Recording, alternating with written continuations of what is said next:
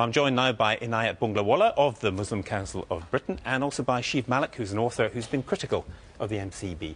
First of all, who do you represent? Because we get complaints from some Muslims that you don't represent them. Well, the Muslim Council of Britain is made up of over 500 affiliates around the country. Mosques, schools, Islamic organisations, youth groups, etc. It is the largest, most diverse Muslim umbrella body we have in the country.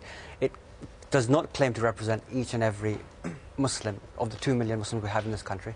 No organisation can claim to represent all 2 million Muslims. But it is the largest and the most diverse umbrella body. So what's your problem with them? Because they condemn terrorism absolutely unequivocally, and they've also called for good community relations. Well, I mean, they've done this today. Dr. Abdul Bari, the leader of the MCB, has said today, of course, we're drawing a line under the sand of all of this, which is remarkable. Why wasn't this done, really, after July the 7th, after the loss of 52 lives? Did the MCB not criticise July 7th? Did it not condemn terrorism on July 7th? Absolutely, I'm sure it did. However, what I'd really like to, I mean, obviously you've got a long record of supporting Hamas and supporting bin Laden at inopportune moments.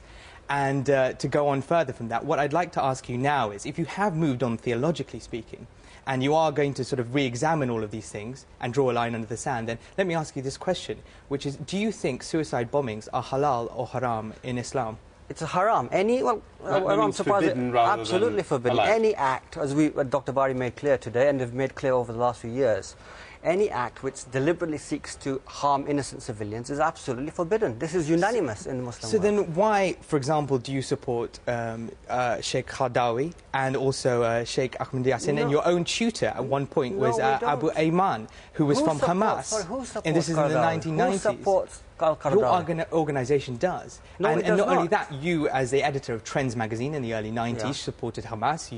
You regularly printed up posters with AK-47s printed across the saying Hamas support the jihad. Hamas is a legitimate elected party in Palestine. It is not some fringe group.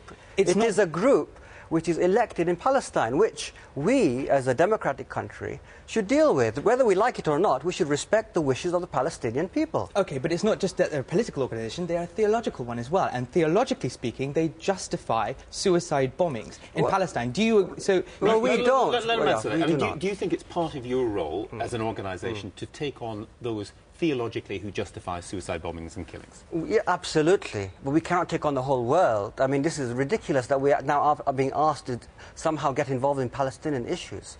I mean, you get involved in Palestinian issues all the time. Just let me finish it. But in terms of the theological argument, you agree, because we also heard last night from Hassan Bata, former jihadi, that argument has not really been engaged in Britain. There's not enough leadership on it, on the theological argument between Muslims. I don't accept that. I mean, I think Muslim scholars in this country have been absolutely clear that any act which targets innocent civilians is barbaric, is completely unjustified in Islam. Muslims want to play their role. I mean, the good thing is that we've seen over the last week has been the government's use of language has changed. Instead of trying to use very controversial terms like Islamic terrorists, etc., which were alienating large swathes of the Muslim community, the Gordon Brown government has actually changed its use of language and is now seeing a reciprocation from Muslims themselves who want to help. So let me read you this, because we've debated before in the past, and I know when I read this to you previously, you said that basically it was fine. Now, this was on a website by Young Muslims, which is an organisation that Inayat Bunglawala used to be a part of for 18 years, and once led it, if I'm not mistaken. And it's by Hassan al-Banna, who is the founder of the Muslim Brotherhood in Egypt, and he says this: Jihad, beloved brother, is to be a soldier for Allah, and when the might of Islam is under threat, you should be the first to answer the call to join the ranks of jihad, and in brackets that fighting, that's put afterwards. That was on a website for 11-year-olds. Okay, let him answer. Well, this is clearly about Muslim lands. If they're under occupation, then it is an obligation to defend your land. Any country will have this concept. The jihad is actually a very noble concept about self-honour, about ensuring that you defend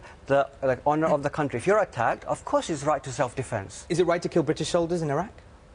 No, of course it's not. And I wish British soldiers were not in Iraq. I want British soldiers to be back here. They should not be in Iraq.